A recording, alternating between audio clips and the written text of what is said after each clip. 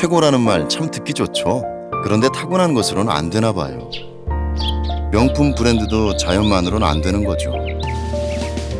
땅에 대한 뚝심, 좋은 먹거리에 대한 진심, 한결같은 초심. 그래서 명품, 안성이 만든 안성맞춤입니다.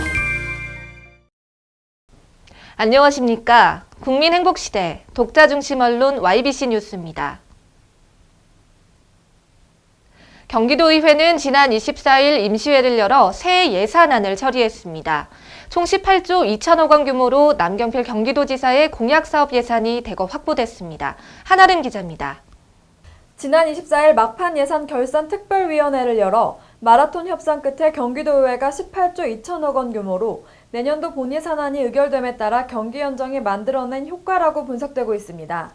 이번 본 예산안에는 학교교육급식비 237억 원이 신규 편성됐고 생활임금 조례 등 4개 조례 사업비가 반영됐으며 남경필 경기도지사의 공약사업인 따복 공동체 사업에 54억 원, 빅파이 프로젝트 사업 48억 원 등 민선 6기 주요 추진 사업 예산도 대거 수용됐습니다.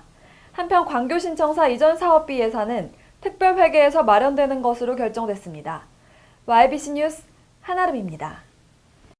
고용과 복지 서비스를 제공하는 기관들이 떨어져 있다 보니 기관과의 협업이 부족하고 업무가 중복되는 부분이 많습니다.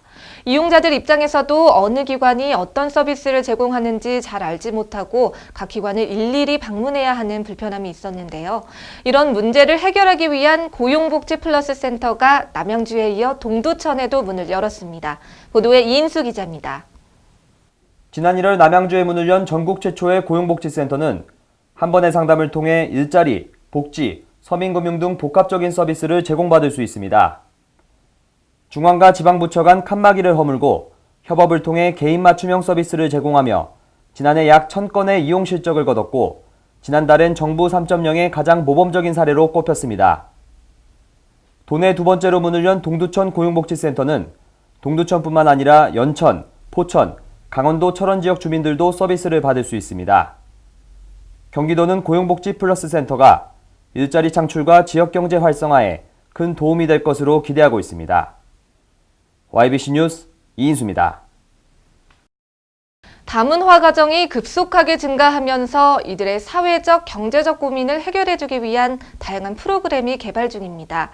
이에 안성시가 다문화 가정의 문화적, 환경적 차이를 극복하는 기회의 장을 마련했습니다. 안명진 기자가 보도합니다.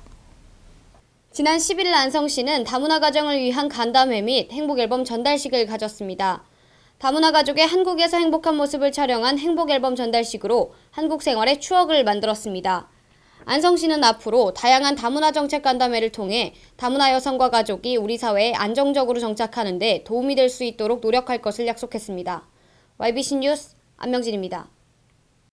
28일 부산 목도 남동쪽 3km 해상에서 2,396톤 규모 화물선이 21,611톤 규모 컨테이너선과 충돌하는 사고가 발생했습니다.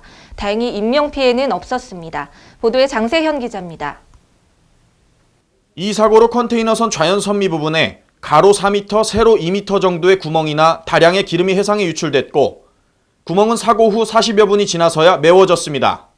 국가재난대응기관인 해양환경관리공단은 해당 오염사고 접수 후 부산 및 인근지사 등 인력을 비상출동시켜 유출된 기름이 멀리 확산되지 않도록 신속히 오일 펜스를 설치했고 공단에서는 해양오염 대응 전문 인력 106명과 선박 21척, 각종 방제 기자들을 동원하여 기름 유출 사고 대응에 최선을 다하고 있다고 전했습니다. 현재 정확한 사고 경위는 조사 중에 있으며 공단의 곽인섭 이사장은 공단이 보유한 모든 해양오염사고 대응 자원을 총동원하여 지역민과 해양 환경에 대한 피해가 최소화될 수 있도록 노력하겠다고 말했습니다. YBC 뉴스 장세현입니다. 주말 곳곳에서 화재가 발생했는데요. 현재 소방당국이 정확한 화재 원인을 조사 중에 있습니다. 보도에 장세현 기자입니다. 지난 28일 오후 11시 20분경 안산 초지동 시민시장에서 화재가 발생했습니다. 다행히 영업이 모두 끝난 시간이라 인명피해는 없는 것으로 알려졌으나 점포 3곳을 모두 태워 약 2,500만 원의 재산 피해를 냈으며 1시간여 만에 진화되었습니다. 이어서 29일 오전 0시 53분경 의정부시 신흥로 265번 길에서 가정 부주의로 추정되는 주택 화재가 발생했습니다.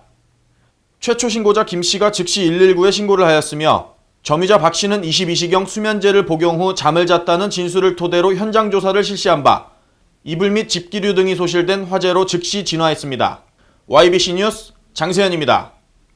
12월까지 사건 사고가 끊이질 않는 2014년입니다. 아직 꽃도 피지 못한 이들의 사고로 당혹감과 충격을 안겨줬던 사고들이 아직도 생생합니다.